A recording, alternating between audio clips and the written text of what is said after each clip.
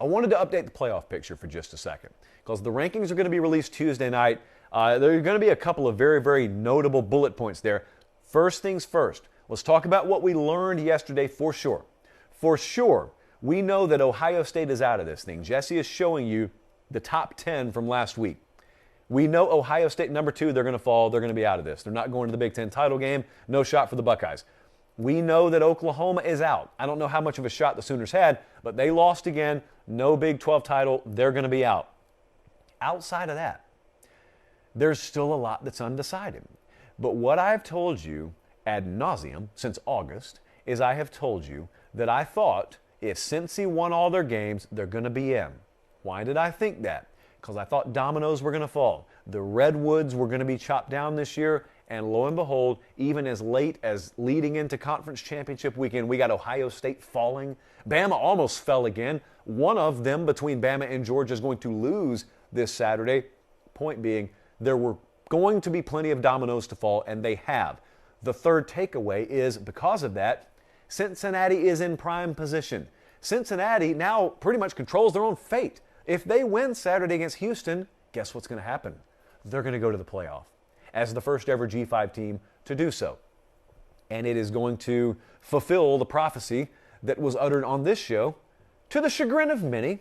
Some people just outright hated on it in the preseason, not to be confused with the offseason. So Cincinnati was number 4 last week. They're moving up. Michigan's going to be the number 2 team in the country. More on Michigan in a second, but just how weird. I think Michigan's going to be the number 2 team in the country. The top 4, it's going to be some order of Georgia and Michigan and Bama and Cincinnati.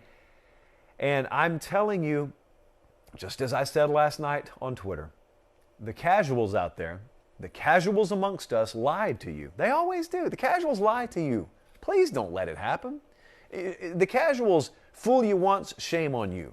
But fool you twice, strike 3, according to Michael Scott. The casuals told you that the only way you could ever get that precious parity, the only way that glass ceiling could be broken and the G5 could make it in the playoff, or some new blood could make it in the playoff, the only way you could ever hold Bama or Clemson out of this thing, or Ohio State, was how? To expand the playoff.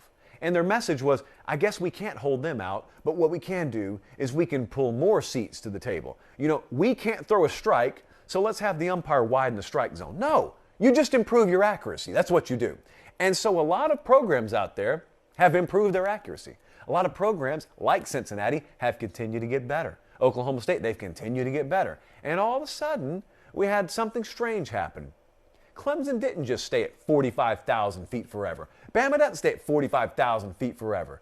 Georgia is undefeated right now and the overwhelming number 1 team in the country. Georgia hasn't won a national title in 4 decades. So before anyone starts to tell me Georgia's more the same old, no, they're not. What are you talking about? No, they're not. There's plenty of new blood out there. And guess what the parameters of this year's playoff are? 4. Still the same as it's been since its inception. They lied to you. And it's always been a lie. The structure of the playoff has never been what has sucked the parity out of this sport. What has sucked the parity out of this sport is a combination of very bad hires, lack of proper investment, and some programs being all in. Bama's one of them. Clemson's been one of them. Ohio State's been one of them.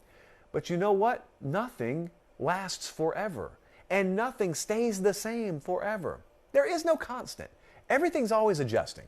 Folks in the Big 12 have been adjusting to Oklahoma. Folks in the ACC have been adjusting to Clemson. Folks in the SEC are always adjusting to Alabama. Ditto in the Big 10 with Ohio State. And now all of a sudden, I'm looking at Michigan. Do you realize if Bama were to upset Georgia next week, there is a shot Michigan could be the number 1 seed. It would probably be Bama. Michigan could be the number 1 seed. So there's all kinds of different things that we can argue about here. But the biggest argument that I clearly think is on the horizon is how are we going to handle Notre Dame? Notre Dame's season is done. They're done. So no conference championship, they're done.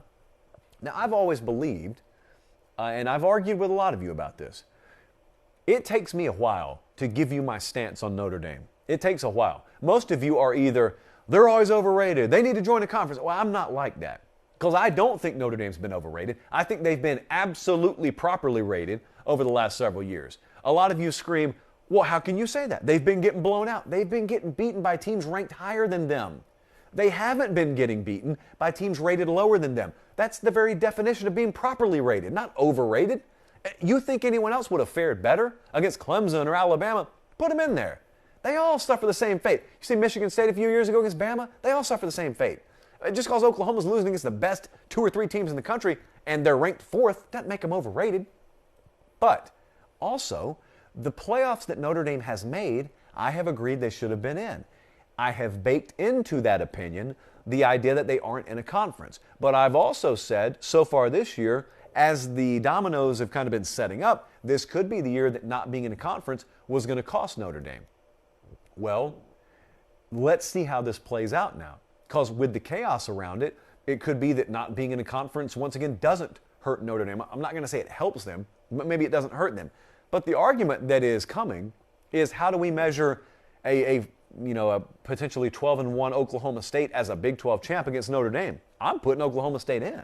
I mean, to me, the bigger argument would be, your close but no cigar 2-loss Alabama against Notre Dame. Because there are 2 teams without a conference championship. And at that point, you got to tell me, is it just 1 loss versus 2 losses? Because you know what the counter argument is. The counter argument is, well, if that's going to be the case, then why don't we just freeze everyone's record the week before conference championship Saturday?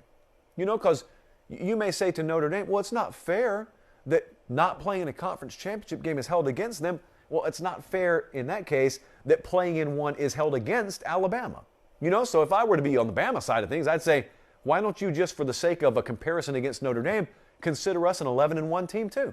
Because that's where Bama is right now before their conference title game, 11-1. That's an age-old argument. I'm just re-teeing it up for you. But I think the biggest thing to take away from this as we head into Tuesday is the idea that Cincy controls their own destiny. They're going to be in this thing if they win. Now, the next big question is, what happens if Cincinnati loses in the AAC championship game, which for the record is against Houston, and for the double record, Cincy is about a 10 to a 10.5 point favorite. Not overwhelmingly insurmountable odds for the Cougars.